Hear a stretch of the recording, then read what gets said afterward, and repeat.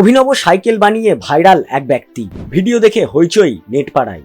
বর্তমানে এমন একটি ক্লিপ ইনস্টাগ্রামে ব্যাপকভাবে ভাইরাল হচ্ছে, যাতে এক ব্যক্তিকে দিল্লির রাস্তায় একটি অনন্য স্টাইলের সাইকেল চালাতে দেখা যায়। এই ভাইরাল হওয়া ভিডিওটি সোশ্যাল মিডিয়া সাইট ইনস্টাগ্রামে শেয়ার করা হয়েছে।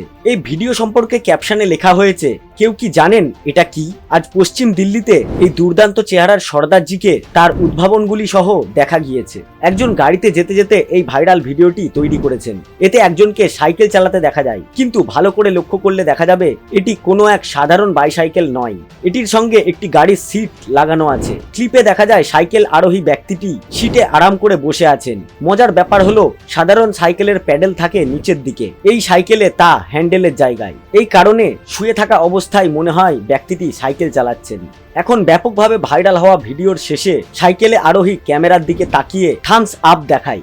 এই ভাইরাল হওয়া ভিডিওটি ইনস্টাগ্রামে মানুষের কাছ থেকে অসাধারণ সাড়া পাচ্ছে। কমেন্ট বক্সে কেউ কেউ মজাদার মন্তব্য করেছেন, আবার কেউ কেউ বলেছেন এই ধরনের গাড়ি নিয়ে প্রধান সড়কে যাতায়াত করা বিপজ্জনক প্রমাণিত হতে পারে।